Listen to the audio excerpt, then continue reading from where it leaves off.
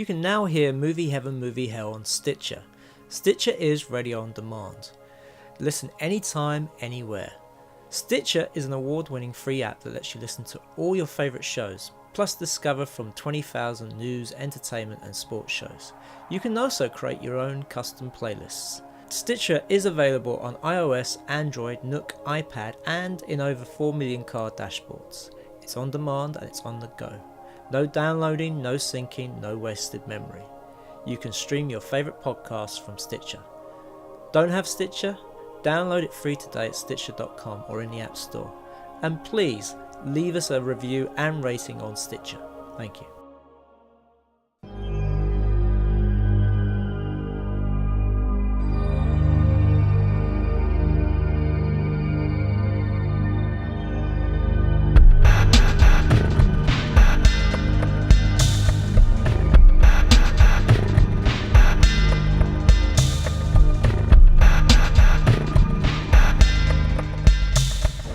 So, welcome to Movie Heaven, Movie Hell with me, Simon Aitken, and I'm Keith Eyles, and we are both independent filmmakers who enjoy talking about movies and other related film topics. And I'm always really enjoy episodes where we get to have guests on the show. And today we're delighted to have published author and horror film aficionado Jason Brawn with us. So, welcome, Jason. Hello, welcome. Thank you very, very much for having me on your show. Well, it's an honour to have you here. Yeah. Now, Jason, can you maybe start by telling our listeners a little bit about yourself, you know, who you are, what you do, and how you come to know us guys, I guess? Okay, yes. I've always been a horror fan, a heavyweight horror fan throughout my whole life. And I've always wanted to have a career in the genre as well. So I've always been writing, and I've been writing for a long time. And it's only during the last 7 years that I've been having a number of short stories published, poems, I've written film reviews for books and webzines. And only recently I've had my first screenplay produced as well, and not only that, I've also had 3 radio plays performed as well, produced and performed on satellite radio as well. And only now I've just found out that I've got a comic book script accepted as well. That's going to be that is going to be in development as well. So yeah, it's been a long journey, but I'm getting there, and that's it, yeah. And I've got future projects as well with producers and directors. So yeah, I'm actually diversifying myself as a writer. So I'm not just focused on short stories and writing novellas or novelists. I'm also focusing on screenwriting, writing stage plays, writing radio plays, everything. Yeah, absolutely, and hence why we've asked you to come on this. I mean, Obviously Simon and I know you through FrightFest. Absolutely. But a couple of years ago at FrightFest, you reminded me, which I really appreciated, of how we'd met sometime earlier. That's right. Do you want to? Yes. We met in 2004 on a course. There was a season on. It was on horror at the BFI from September to December 2004, and there was a course called Horror and its Audience. Now, the reason why I went on that course was because I wanted to find out why am I attracted to this? Why do I like horror? Because people would always ask me, and I was always unable to answer that question because I just don't know. So I thought, okay, I'll go on this course to find out. And on this course, I'm with like-minded people who were there for the same reason. And by the end of it, none of us knew. And that's how I got to meet you and a few other people who I'm still in contact with. You reminded me of this. I mean, I'd totally forgotten. I'd moved to London just about a year earlier, and I saw the BFI were doing this history of horror season. It was curated by Mark Kermode, the whole thing. Absolutely, yes. There was lots about The Exorcist and everything, of course. And but it was the whole sort of history of horror films. But I remember at the same time that was on and that course was on, they were also doing a season on Orson Welles and a season on Richard Attenborough. So I remember I was practically living at the BFI at that point. I dread to think how much money I spent. No wonder I'm broke now. Listen.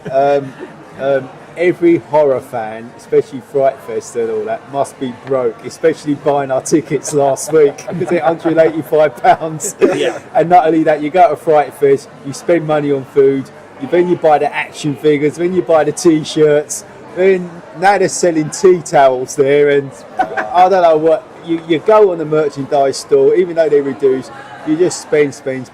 So, horror culture it can bankrupt you as well. So, FrightFest for me is like going on holiday. It is, That's definitely. my holiday for the year. Listen, I'd rather go to FrightFest than to Ibiza and all that stupid nonsense that people go on like Marbella and all that thing. Instead, I don't say no carbs to FrightFest.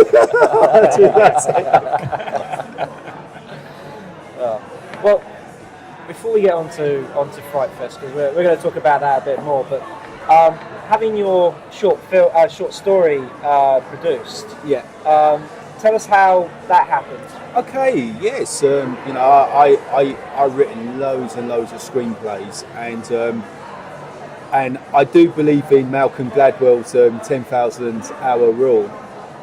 I must have done 20,000 hours because I was just writing screenplay after screenplay after screenplay, and my scripts used to be,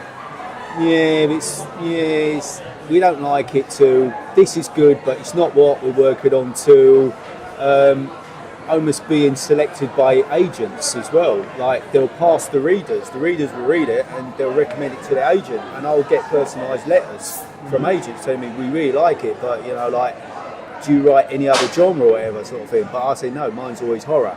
And so I was getting more and more frustrated. I was feeling that horror writers are not being represented, and and they're closing the door on it as well. And it was only when I went on BBC's Writers' Room, I read about a competition where they were looking for short scripts. So I entered it. I thought, right, I went to it. So I wrote a quick 3-page script. It's supposed to be 3 minutes, so it's a page per script. So I written it straight away, and I submitted it, and a month later they contacted me telling me, you've made the shortlist. And I'm like, what? But then I thought to myself, it must be the shortlist out of 30, and I made it to the top 20, was it 25? I thought, it must be 30 people. Then I waited 4 months until they said to me, congratulations, you're one of the winners. Wow. Where they were picking 15 screenplays. Oh, well done. And shortly after that, because what it was that once they were picked, right, they had a group of filmmakers, usually film students, who had to pick the scripts. Out of 30. They had to pick 15 out of 25 scripts. Sorry, 15 out of 25 scripts. Right. Mine was one of the 15 that were selected.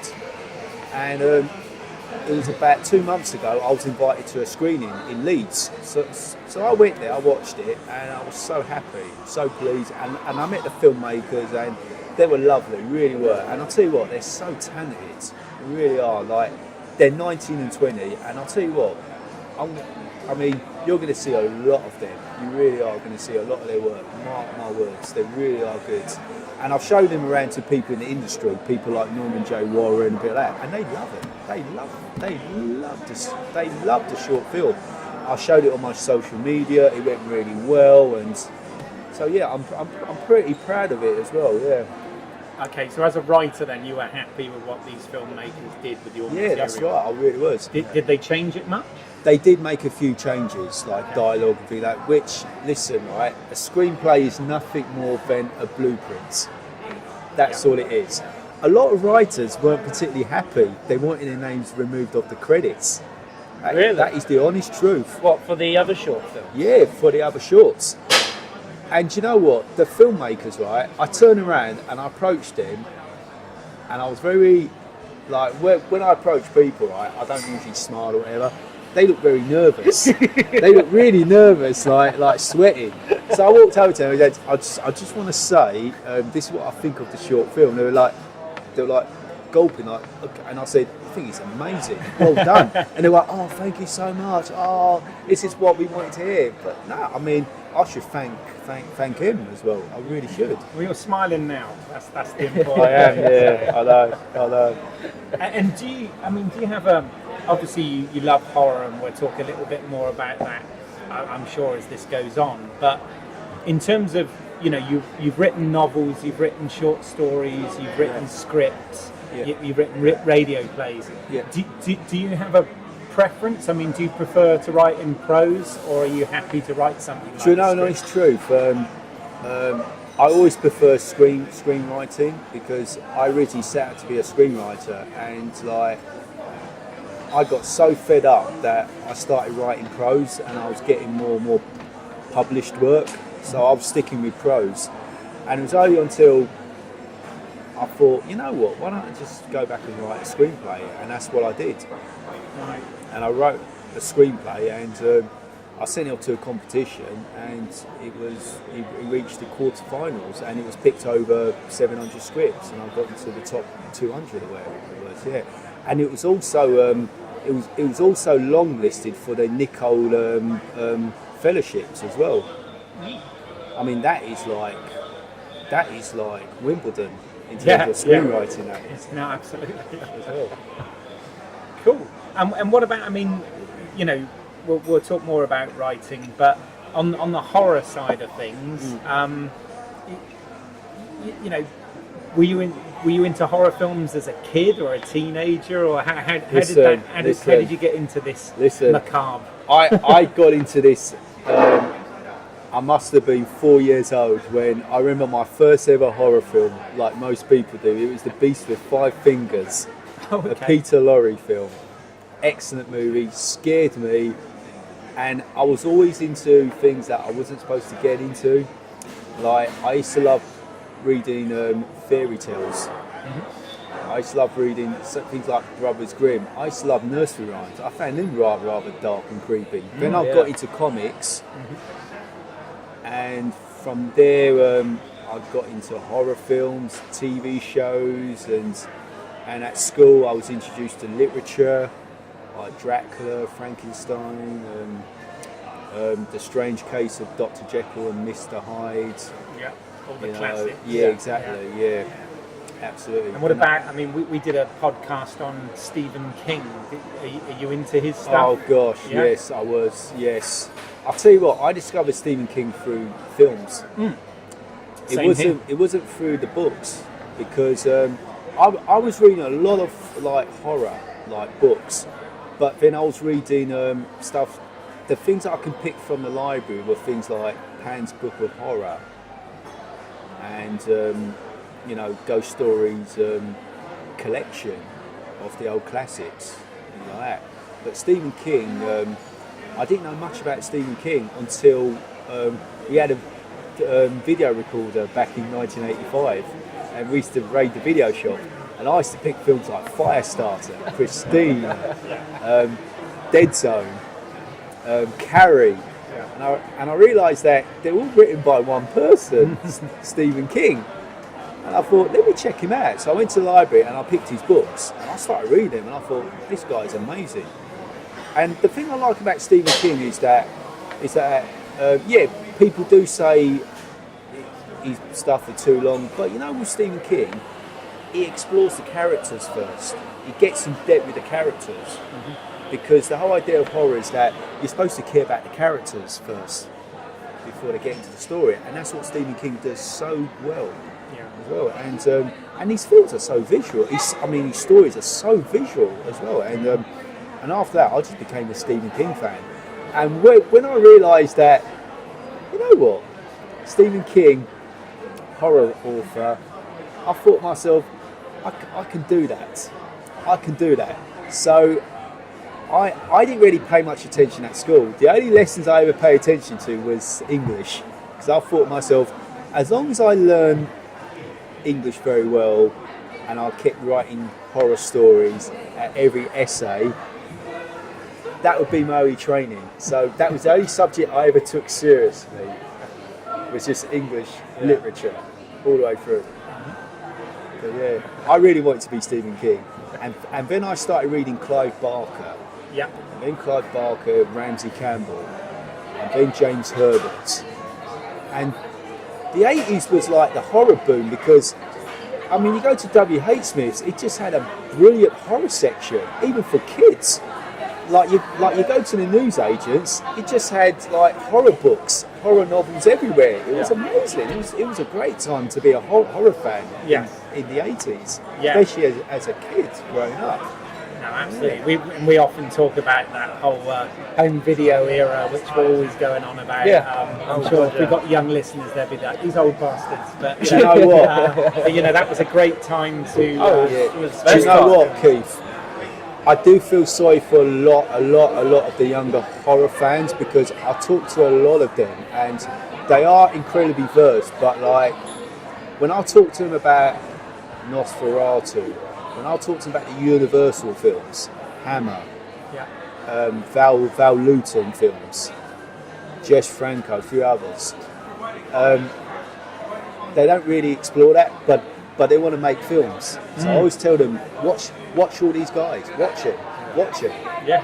As well. I mean, that was one of the attractions of that horror season. Yeah. Was obviously I sort of, from a horror perspective, I grew up watching Freddy and Jason and Michael Myers, and those films very much, and obviously things like Cronenberg's The Fly and the thing that we always talk about. Well, I mean, that's as you grow up, that's the kind of films you watch, because horror films, I think it is funny that kids can't go and see horror films, yet they're the ideal audience, because any horror film's going to scare a kid.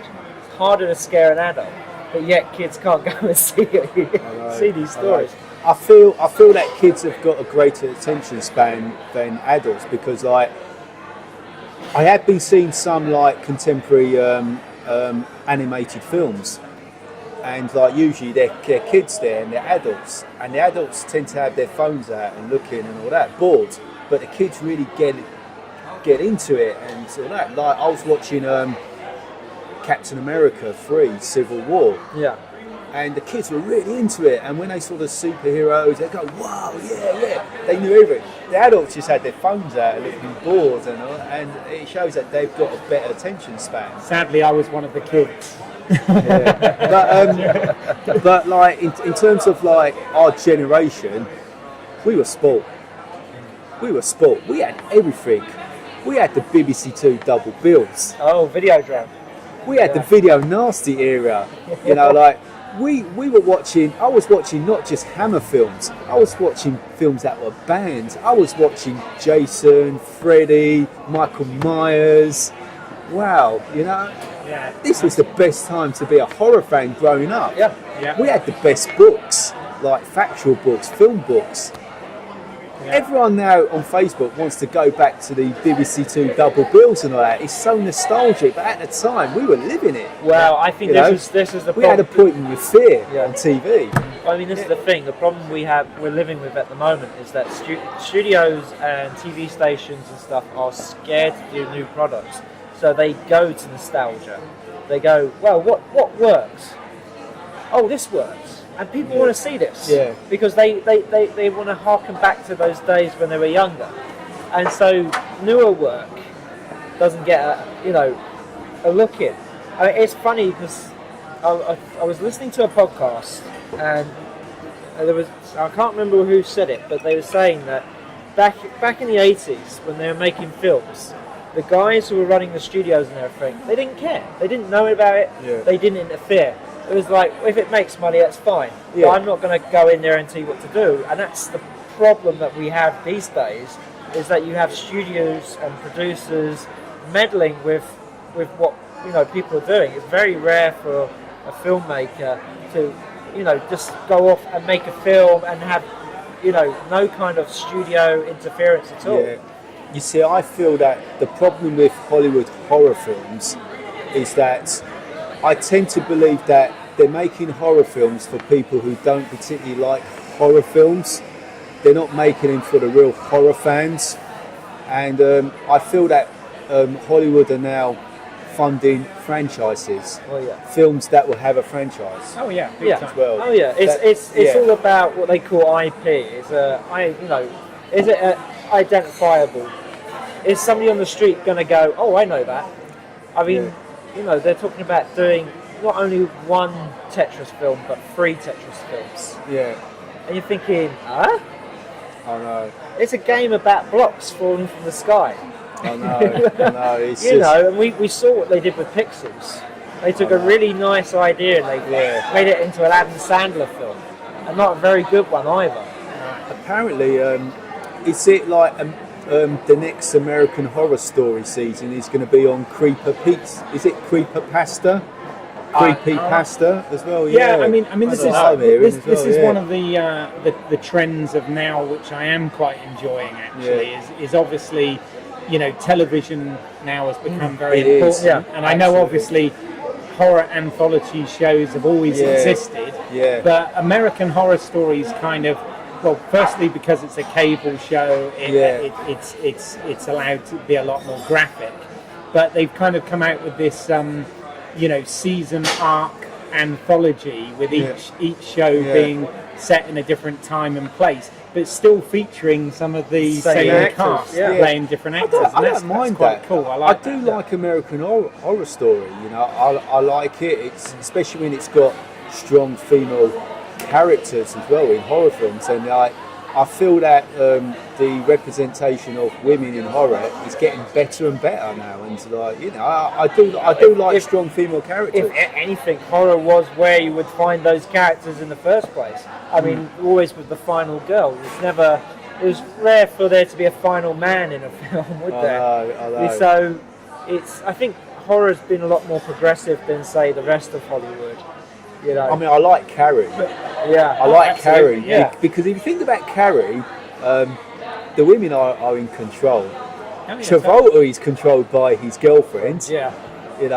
Like Tommy Rossi's girlfriend controls him. Gosh. I mean, Carrie's mum, my words. Gosh. I mean, it is. You can say it's like I don't like to use the word, but you can say. People might say, it's a chick flick or whatever, but it's actually a cool movie, Carrie. It's a brilliant film. It's amazing to think that it's like nearly, it's going to be, it's 40 years old this year, and it's still a great film. And even their remake was like nothing in comparison to the original. It was rubbish. And the thing I like about some of the horror classics like Carrie, it is really Cinderella. Yeah, as well. It is really that, and a lot of them are all like rehashes of fairy tales, and I don't think like they think, let's write a fairy tale. I think it's through their subconscious minds as well. Yeah. Well, I mean, the thing about doing a good remake is taking the original subject matter and doing something different with it. So take The Thing. The original one where you had like a man who was supposed to be a carrot, and and then you get John Carpenter's The Thing where it's this amorphous creature that takes on all these different shapes and stuff. So they did something different. Yeah, and then Cronenberg did with The Fly as well to a certain extent. Yeah. I do prefer Cronenberg's remake to the original. Yes, I like them both, but. I love Cronenberg's version. Yeah, it's the same. It's the same with The Thing as well. I mean, I've gone back and I watched. The thing about those films is they're films of their time, and it's the kind of thing they could get away with. So with The Fly, I mean, it's still, the whole thing with the man's head on the fly. Help me! Absolutely. I think one of my favourite scenes is the arm wrestling. Oh yeah, it's amazing. That's just because. Totally visceral. You just don't see it coming. But I do remember reading an essay by Mark Kermode. I think it was called I Was a Teenage Horror Fan. I think it was an essay that he'd written, Mark Kermode. And sounds like the sort of thing he'd write. He was talking about when he went to see the Fly in the cinema, and he's watching it, and there's a scene where Gina Davis's character is like giving birth or whatever, and David Cronenberg does a cameo or whatever. He plays one of the guys. He laughs, and someone else laughs, and it's basically two fanboys nodding at each other because they both notice the directors and that sort.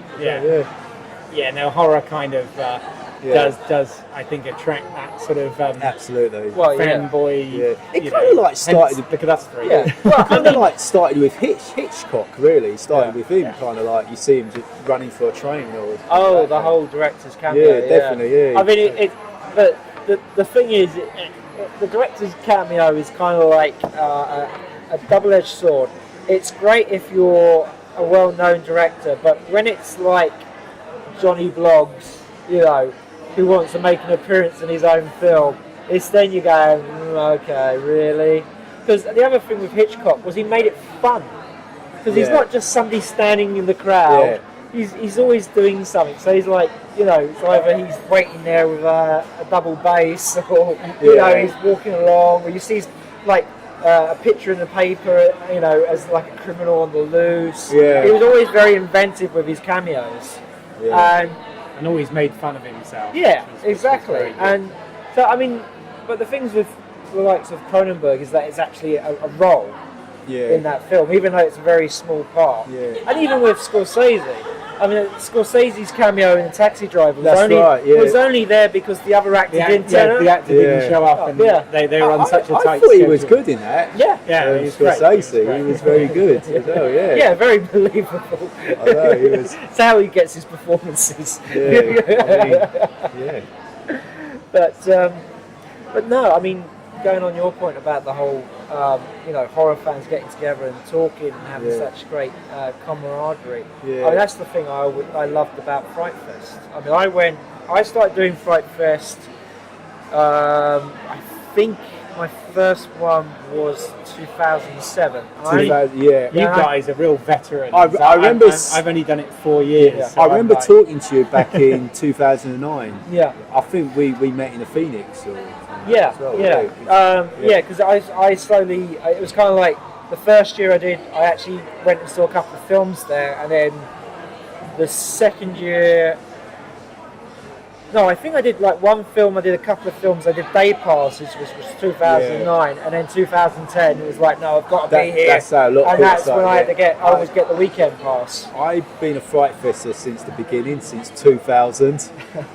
And I remember when the tickets used to be, is it £70 or whatever like that, and you probably got more in the goodie bags and all that. But I mean, good. I mean, I can't believe how it's grown. Like, I mean, there used to be like, I went to one screening and there were probably about 30 of us. Now it's just, it's massive. It's big. And the thing, sometimes I feel like a bit of a phony because I've only really started going in the last, as I said, 4 or 5 years. But I just don't want to miss it now. I've kind of got in. There's something about seeing 28 horror films over 5 days, which is insane, but kind of fun as well. This is the thing as well. I mean, when I did the day passes, I missed a day. And you come back there, and everybody you've met and made friends with, they've been there all that day, and you've missed so much. I mean, it's not just sort of the films you miss, but the things that go on around the. See, the thing is, you remember with I think it was the last year at the Empire. And that was my first year. Ian comes up the front of the stage, and sort of does an announcement about people because they caught 2 guys masturbating in a I do remember Reynolds that. film. Yes, I do remember that. Yeah, and I think Ian said, "Yeah, we would like to see it." There you go. And we've just lost half our listeners. That's right. Yeah, Ian's probably listening. He's probably saying, "Switch that bloody phone off." Well, I mean, that's the other thing I've always liked about FrightFest is the organisers' interaction with the audience as well, because they do make you feel like part of a family, and they're always happy to see you every. It is a family.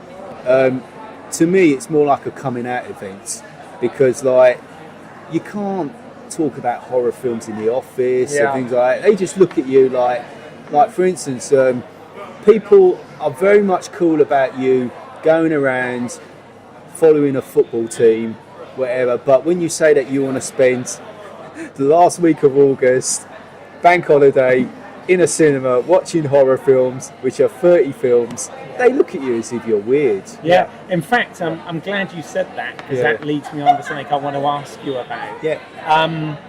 Obviously, you've had some success with some of your creative work. Yeah. Which, congratulations. Absolutely. Thank you very much. But I think I record you mentioned to me at one point you were kind of the victim of some snobbery simply because your story was a horror story. That's right. And it was in some sort of writing forum. That's right. Yes. Can you, without obviously naming names and incriminating anyone, can you tell us a bit about that? I was invited to a reading.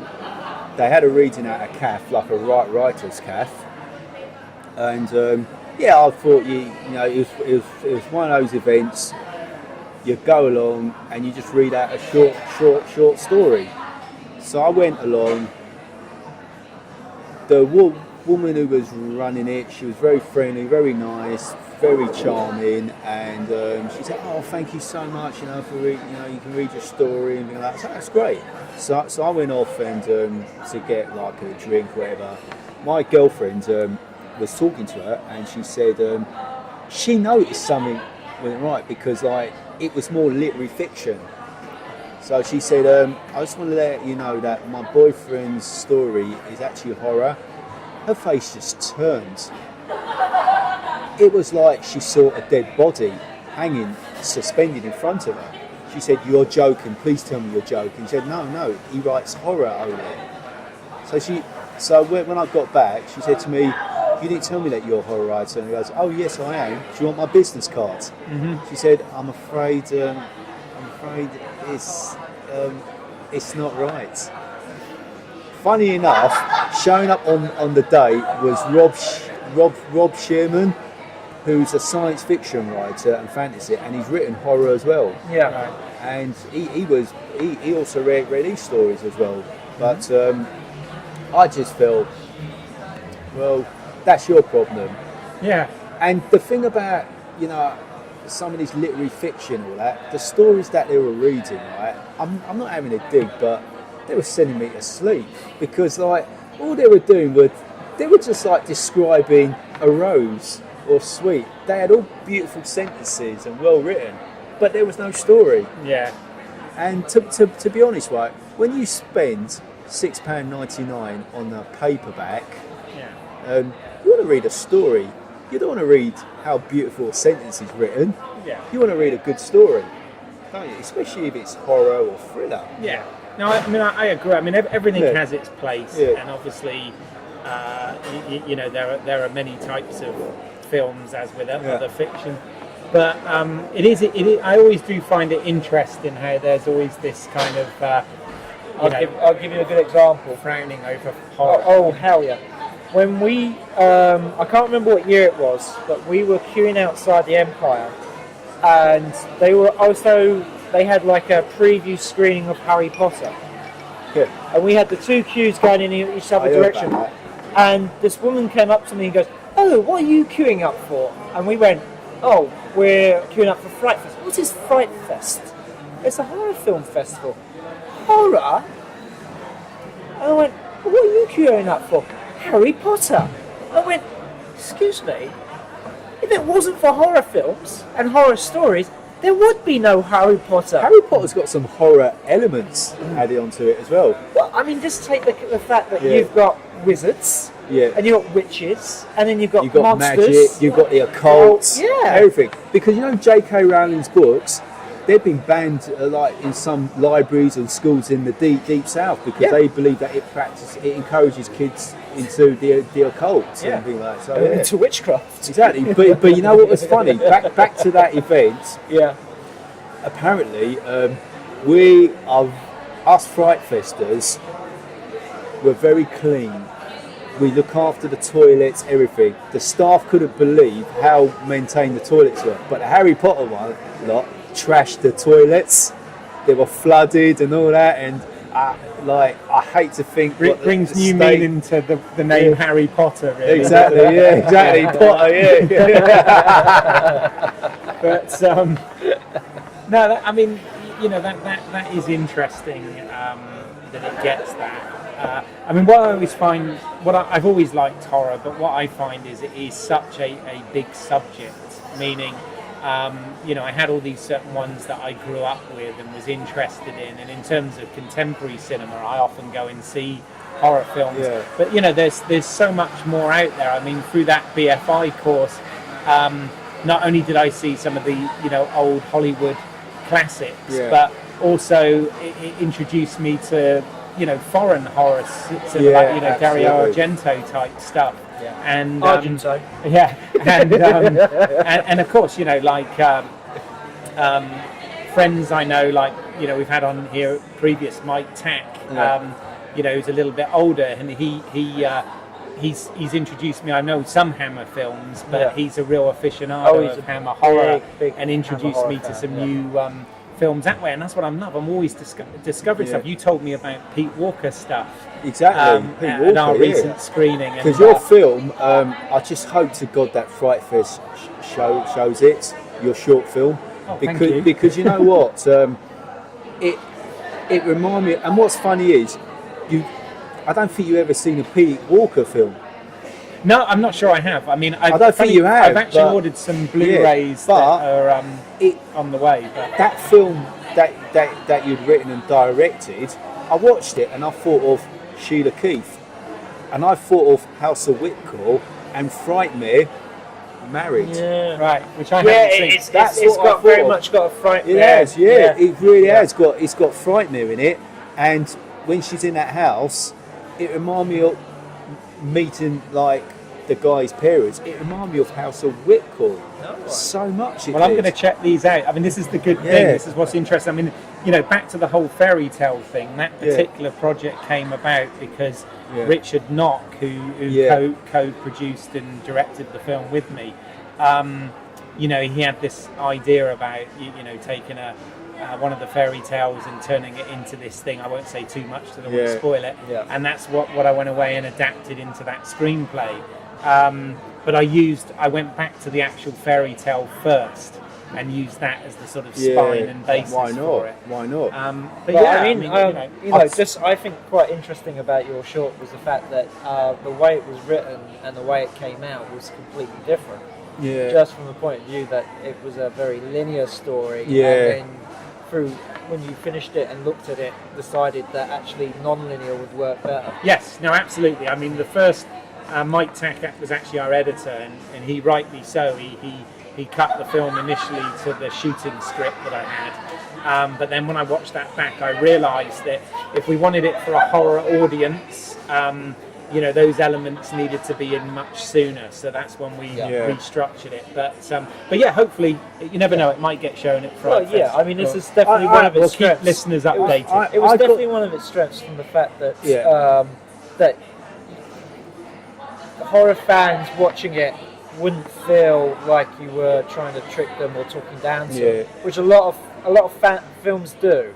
There's a lot of films where they try and do a surprise in it, and you've seen it, you can see it coming a mile off.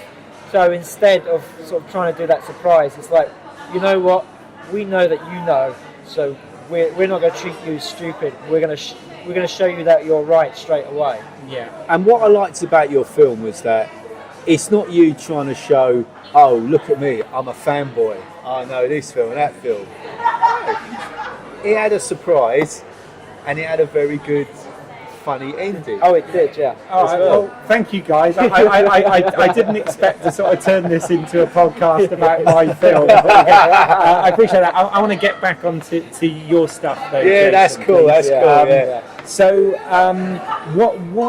what are you? Are you able to say what you're currently working on? Yeah, I can talk about that right now. You know, like right now, I'm waiting to hear about, you know, that producer on our script. On the script that I'd written, which, you know, you're interested in, the producer is. I'm waiting to hear about that as well, more. I'm also writing a feature for a producer. I've got a producer interested in a feature, as well. So I'm spending my time writing it. It's a micro-budget film. It's got a cast of 3 people, and it's set in one location, and it's set in one night. It is. Is this the one you talked to me about at FrightFest last year? I probably did. I probably have, or whatever. But I must admit, every year when I leave FrightFest, I mean, okay, I've done a short this time, but every year I think next year I'm going to have a feature in there. Yeah, and, I need to do that. I'm always the same. Every time I go there, you come out of it and you go, you know what, next year I'm going to be there with a feature film. And then every year you go, I think it would be. Damn it, I didn't get a feature film. I think it would be a good idea if all of us don't talk about it and we do it and then we show it. That would be good. I think that would be a good idea. I like your as style. well, definitely. Absolutely. But I mean, like I'm actually writing at the moment. You know, I pitched the idea. He loves it as well. You know, I showed him the treatment. He really liked it, and I'm halfway through the script as well. Halfway through it, but I want to make it more atmospheric. It's atmospheric, and you know, and it's really good. It's, you know, so I mean, it's based on my worst dream, my worst nightmare. Great. So you know, it's something that scares me more. That's a good place to start. Absolutely, with anything to do with horror. What else? I've got a comic book script in development with a publishing company that they're linked to 2000 AD. Oh wow! As well, yeah. They're linked to it, and I'm also got another comic book project as well. They like it as well, but they want me to make a few changes, so I'm working on that as well to make their approval. But their idea is really good. I thought, why didn't I think of that? So yeah. I'm always open to editorial changes when I write, right? Because writing is rewriting. Mm-hmm. Simple as that. So yeah. But they love the idea, so I'm pretty pleased about that. That's good. And after that, well, that's it for now. I'm just working on a screenplay. I'm waiting for a comic book script to be produced. I've got another comic book script which have gained interest as well. So yeah, it's good. I mean, definitely, yeah. We've had a couple of listeners ask what our thoughts are about the change of venue this year for FrightFest and the lineup. So I think we'll sort of finish talking about that. So what's your thoughts about the when I first heard about Shepherd's Bush? The first thing I thought was, he's probably in the what's that shopping mall? Is it Westfield? Yes, Westfield. I thought it was in there, but when I heard it was the other, I'm like, I was a bit surprised. I was shocked as well. Yeah, because it's the sort of place I wouldn't want to walk around at night time as well. Wouldn't really. But they'll be with some real hardcore horror fans who will know how to kick ass. At first I was surprised, but now it's getting closer. I'm actually looking forward to it as well. And to be honest, I know that the reason why they changed it is because I think they're doing some work to the other cinema, and it's like, where else, you know? Yeah. Where else can we have it? So, to be fair, I think it was out of their control. That's right. Yeah. Sadly, it's not as central and it's not as convenient for some people, but it just makes me think of when we moved from the Odeon West End to the Empire, and the reason for that was that they were going to demolish. That's right. The Odeon West End, and what ended up happening was it didn't happen for like 5 years. I know. I mean, it's now happened. But at the time, the move was because the Odeon West End wasn't going to be there. I remember we used to be in Prince Charles, and I actually loved it. I loved the atmosphere, but the only thing was, when it started getting busy, it would be mental trying to leave as well. So they moved it to the Odeon because it was getting bigger and bigger. Yeah. And then from the Odeon, of course, they moved to the Empire.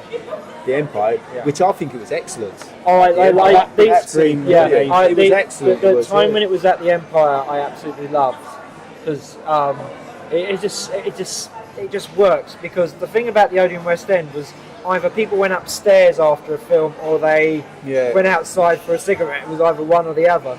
but with the Empire, we all came out together, and you know, we could all sort of chat in that corridor. I mean, sometimes you were getting a little bit crushed when it was a bit busy, but you know, you could get out easy. There was certainly lots of ways of getting out there.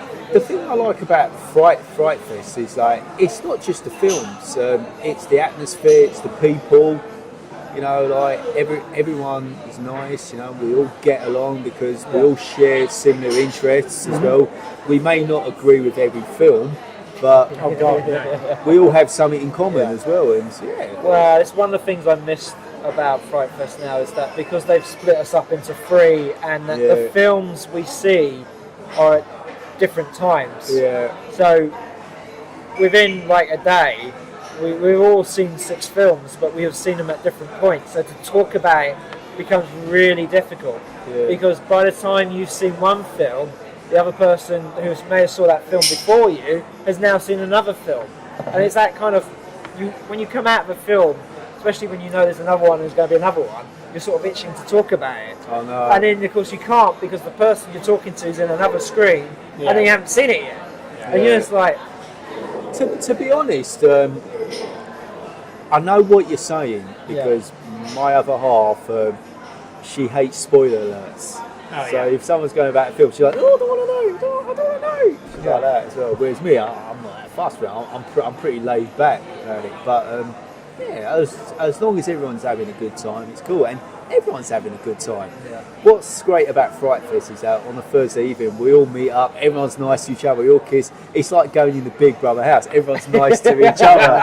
And then after a few days, everyone hates each other. But I'm not saying that's FrightFest. But by then, everyone's knackered and tired. And it's like, oh.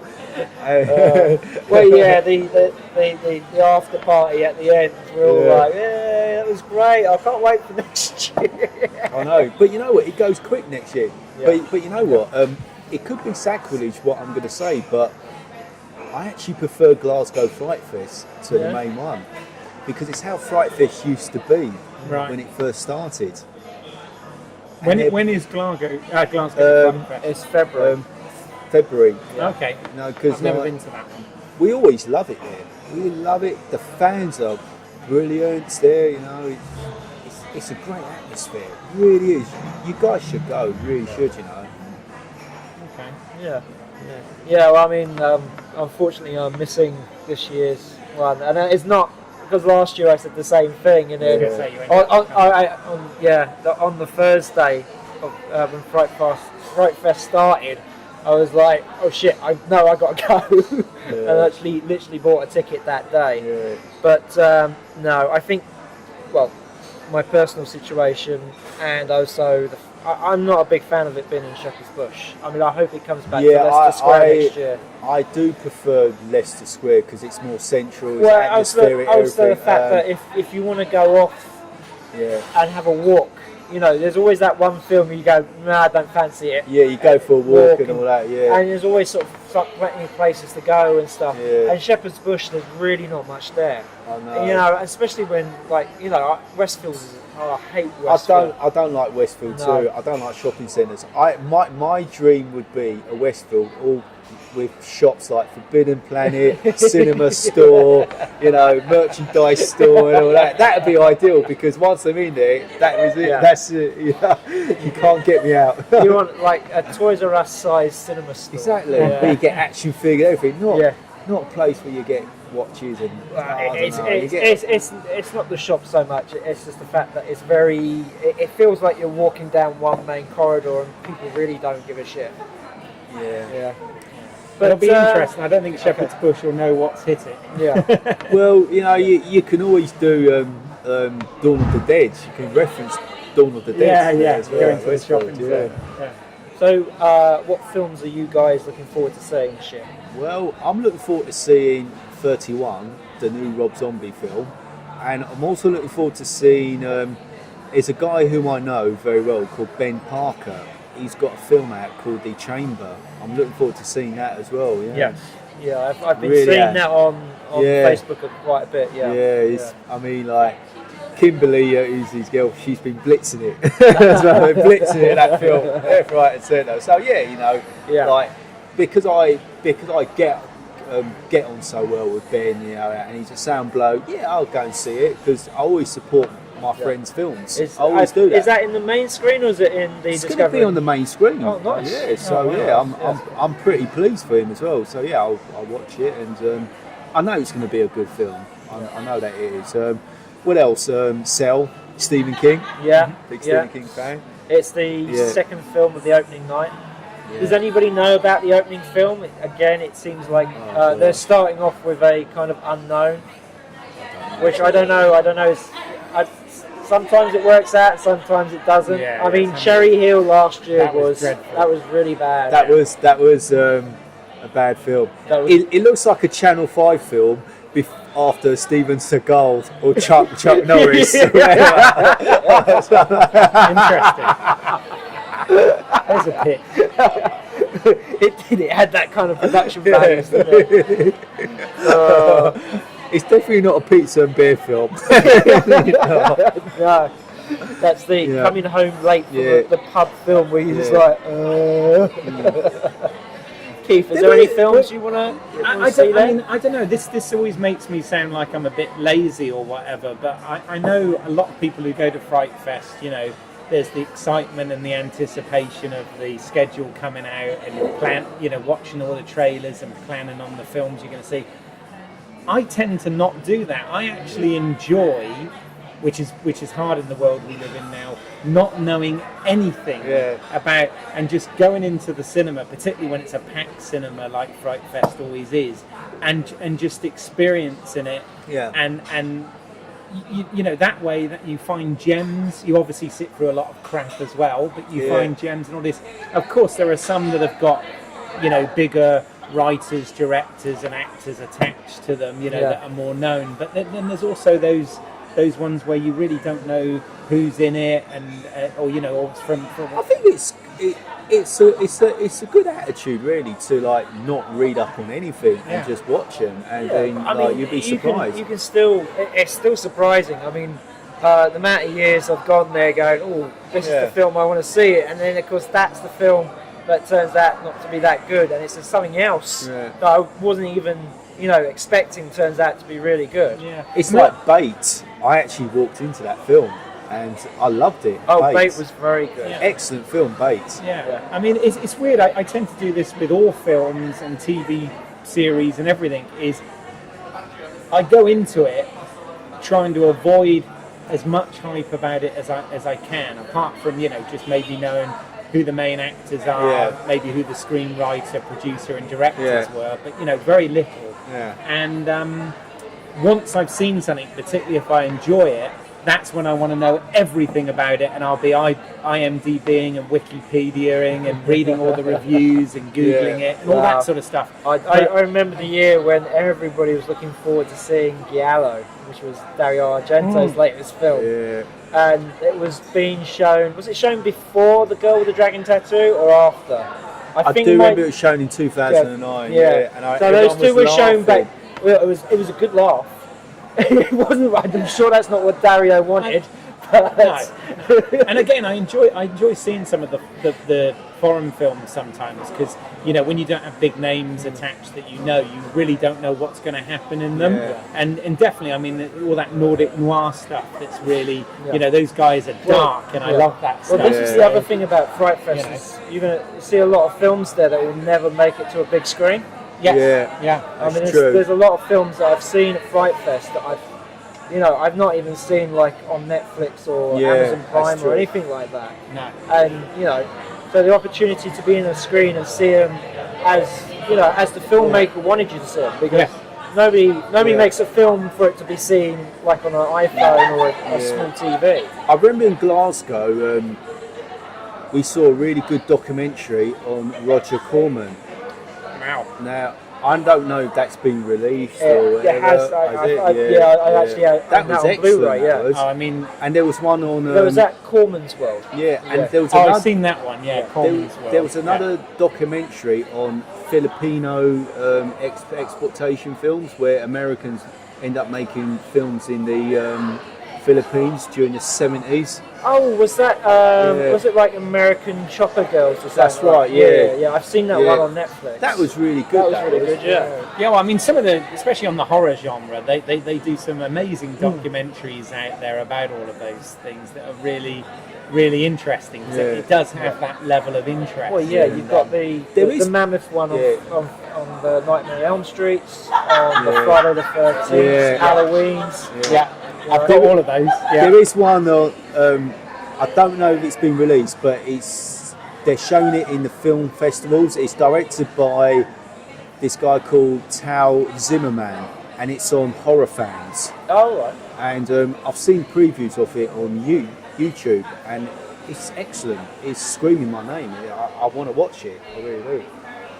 Cool. You know, yeah. Cool. Well, I mean, you know, there's so much. I mean, obviously, you know, as we already mentioned with American Horror Story, it's all become quite popular on television now. Yeah. I mean, I recently watched, I kind of binge watched Slasher. I don't know whether you've seen that. No. It's another sort of series-long anthology show. Yeah. Doesn't quite have the production values of, say, an American Horror Story. Yeah. Obviously it doesn't have the budget of that, and some of the acting's a bit dodgy in it, but it's quite entertaining. And I also on Netflix I ended up binge watching the first season of Scream as well. Okay. It's funny, isn't it? It's that sort of thing about good or forgiveness. I actually found that you know, they obviously used Wes Craven's films as the template. But yeah, I found it quite an addictive watch. I mean, they're 40-minute long episodes, and there's 10 of them. So, but yeah, I mean, they do make you. They spend a lot of time on character, which is like you were saying. That's the thing. That's very important. And you've got the time to develop it because you're talking about essentially an 8-hour movie. I think that's why the first Scream film works, because you know, like, we all ended up rooting for Sidney Prescott because it explored her character as well. And like, we all knew her arc. And I mean, also the fact that it played with expectations, because they talked about the horror rules. Yes. They played with them. I mean, I especially like when Drew Barrymore gets killed at the beginning, and not for the fact that Drew Barrymore gets killed, but the fact that there's always been a rule in horror that if your parents turn up, you're safe. Yes. And of course, absolutely. And that she still gets killed. Well, that's the good thing. Have you noticed the Halloween nod in that when he says "Go to the Mackenzie's house"? That's right. We're using that as well. Yeah. Well, this is the thing. I mean, it's all those little the fact that they use movie references in that whole Scream storyline. You know, Kevin Williamson obviously came up with all that stuff. Is works really well. But you know, there is horror. There's an awful lot of it out there, good and bad. Yes. But there's a lot of stuff to consume. Do you know the honest truth about what actually, you know, like, my belief of the horror? I don't see horror as a genre. I see it as it's emotion.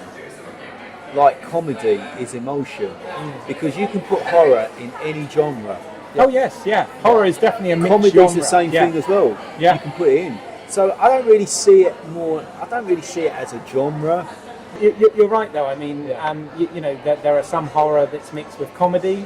There's some that's mixed with thriller and mystery. Absolutely. Some mixed with action. Yeah. You know, so Sci-fi. Because you think about horror and comedy, right? Horror is like 100% jeopardy. Horror, your life is fucked straight away. Your character, who we're rooting for, that person's going through turmoil. That person's going through a lot of shit. Yeah. And it gets even worse and worse. And you think, how bad is it going to get? You know, every main character in a horror film is tortured. Mm-hmm. And they're trying to get over it, confront their fears, confront something. And they go for the worst ordeal ever to come out of it. So, you know, it's great. Comedy is just tragedy all the way through. Yeah. It's all these all the way through. So they're both like siblings. Yeah. You know, they're both that's why horror comedy works so well. I mean, we're talking about TV series. I loved Ash vs. the Evil Dead. That was great. I mean, not only was that really funny, but it was there were some good scares in it, and it was very gory. What's that on? Is that on? It's on the Stars. See, there is. okay, You see, with Evil Dead, like I love Evil Dead, and I love the second film. I felt the second film similar to the first one or whatever, but the one person that I like is Ash. Yeah. Because he's someone that you root for, even though he screws up all the time. You just end up liking him. And like, I think there's some horror fans who would like to be like Ash. Oh yeah. Bruce Campbell has made his career on that. Yeah, I know. Hasn't he? But you know what I also like about FrightFest? Also the guests. Yeah. Yeah, it's good. It's good when sometimes they always have guests. I ones. wonder if Rob Zombie's going to be at Shepherd's Bush at FrightFest. Well, maybe. Yeah. I mean, we nearly had John Carpenter there. That's right. Well, he's coming over here on Halloween. Yeah. So. Wow. Yeah. But yeah, I mean, get to see some of our heroes up there. absolutely. Yeah, it goes back to my childhood. Like when I was a teen or whatever, when I was at school. Everyone's heroes were like Michael Jackson, everyone wanted to be Prince, everyone like Frank Machiavelli, a footballer who played for West Ham, and people wanted to be whoever. Mine was Steven Spielberg, Stephen King, John Carpenter, Clive Barker, Wes Craven. as well, Wes Craven. Yeah. Those were my heroes. Christopher Lee, Peter Cushing. You know, it was a stage in my career where I wanted to be an actor. Yeah. I wanted to make horror films like Peter Cushing, Christopher Lee, Vincent Price. Then I thought, no, I want to be a film director like Steven Spielberg and John Carpenter, John Landis. Yeah. To being a writer like King and Barker and Alan Poe, and I just stayed there. Yeah. No, I'm the same. I mean, you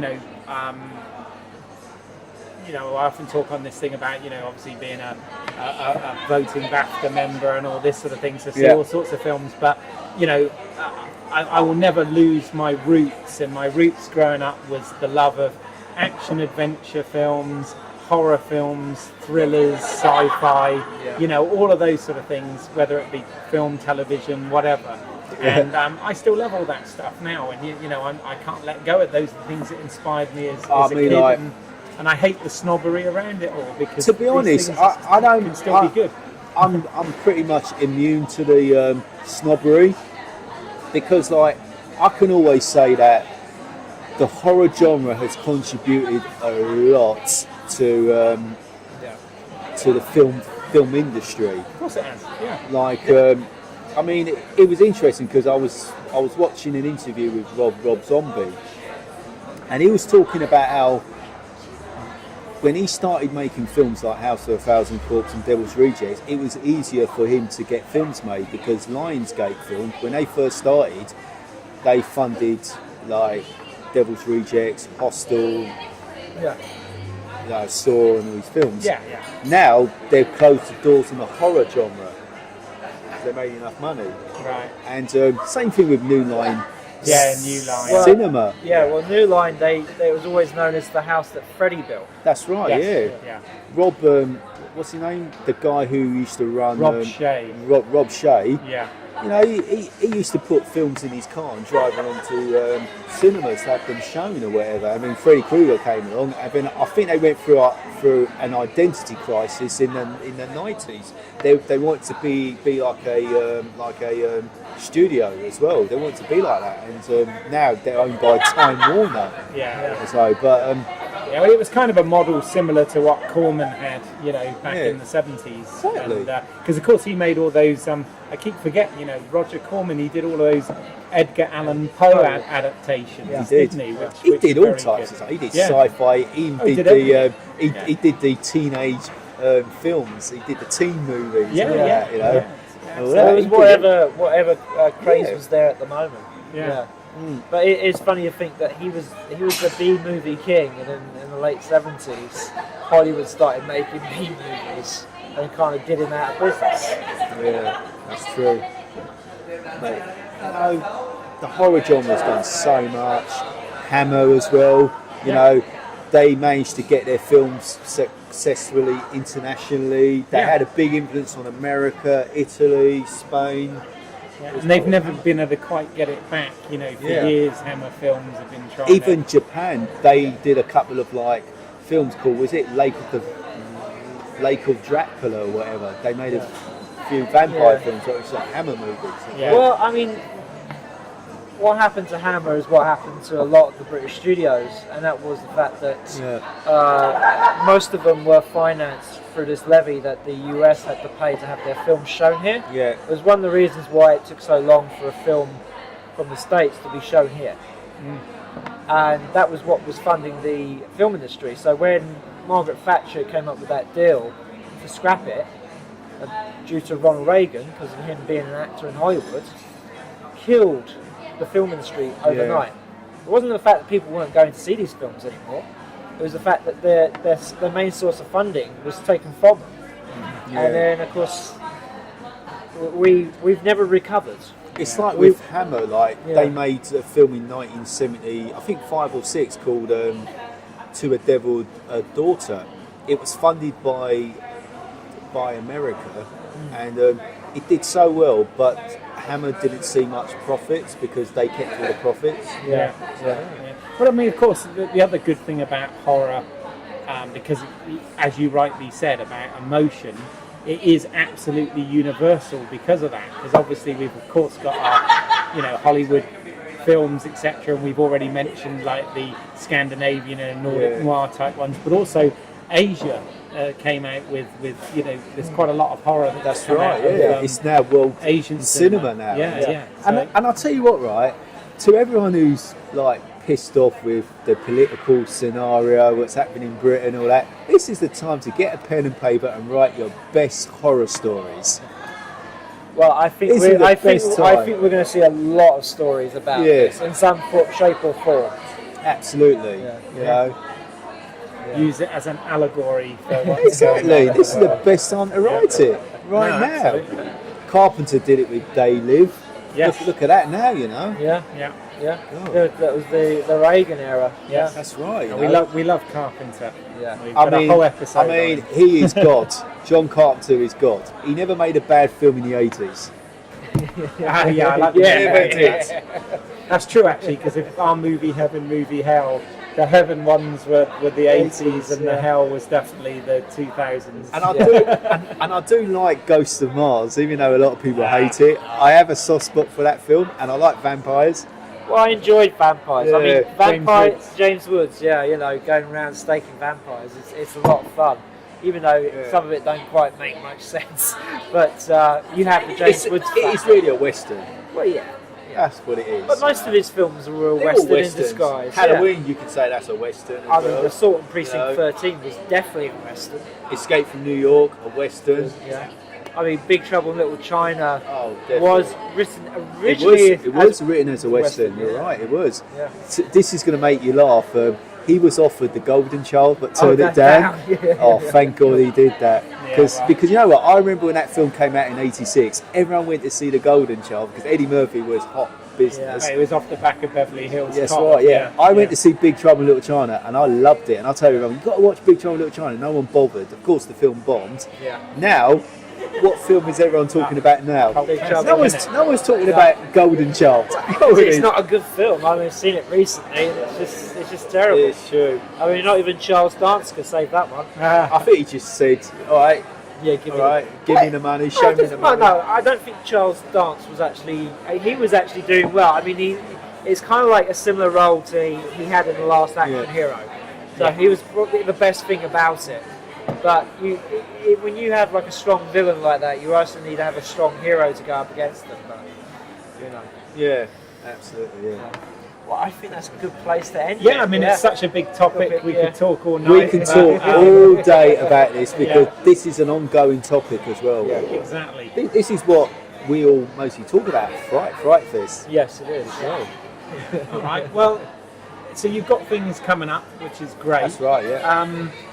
How can people see your work and get in touch with you? I've got a website where you can access and view my body of work as well. Let me just read it out. My website. It's a good idea. You mean you don't know it off heart? Not that day rule, but It's www.jasonbrawn.wibbly.com. Wow, okay. And that's it, really. Yeah. And Brawn is Brawn, not Jason Bourne, which I am getting all the time. That's why I call it Jason D. Brawn. Yeah. Because like I get people who I meet and they said, "Oh God, you look different. It's not how you show." And you know what? It's like, "Oh, you're not the person who I expected to be." I said, they expected you to be Matt Damon. They expected me to look like Matt Damon. I'm like, come on, man. I have to say I'm looking forward to Jason Bourne, but that's another podcast. There you go. I get it all the time, Jason Bourne. So yeah.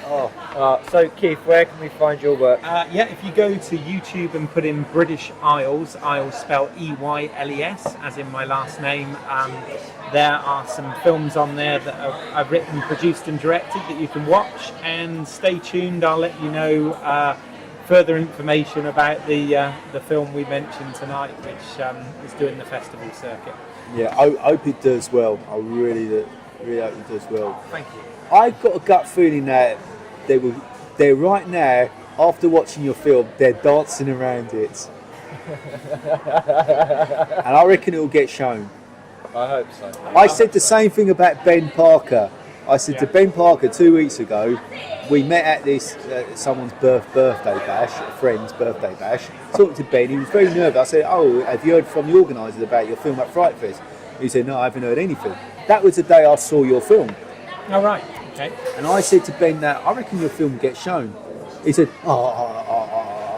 he was nervous. Yeah. And Dee said to me, "Jay, don't jinx him." I said, "No, I reckon it'll get shown. I reckon it will." Well, look, it was shown. So I'd be honoured and delighted if it is. Listen, right, I'm more like a Cassandra, so I can guess these things.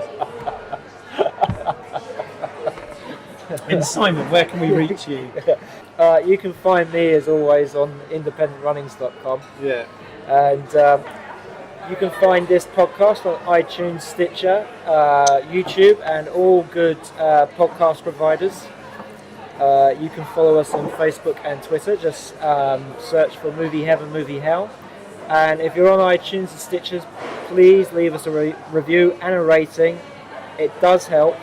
We could do with more. Yeah, spread the word, please. Do you know something? Can I add something as well? I've been listening to your podcast, and I'll tell you what, you guys are good, you know. You're like the Anton Deck of horror. No,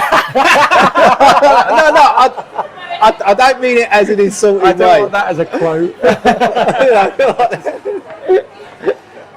The Anton Deck of horror, I love it. Well, Anton Deck taking a spliff, kind of. Oh, wow. But you know what I mean? But I think you guys are good, you know. You guys are. And I noticed that at FrightFest, people do their own podcast, their interviews, and they actually love it. Yeah. They actually love it as well. They do it because they love it. Yeah, well, podcasting is a way of, getting to talk about the things you love with other people who have the same interests. Yeah. And, people listening to it. So. Yeah, I joke about it being my memoirs in case I never actually ever make it in this industry. At least I've got something recorded about what I think about movies. Well, it's like I think too much about them. Probably. It's like Edgar Allan Poe. I mean, sad what happened to him and all that. But look at him now. Yeah. No, absolutely. Well, I mean, that's a great note to end a horror podcast on. Actually, is one of the most prolific horror writers. Absolutely unknown until after his death. That's right. Now a legend. So yes. Well, thank you for joining us, Jason. Thank you so much for inviting me as well. And fun. And join us on the next episode of Movie Heaven, Movie Hell.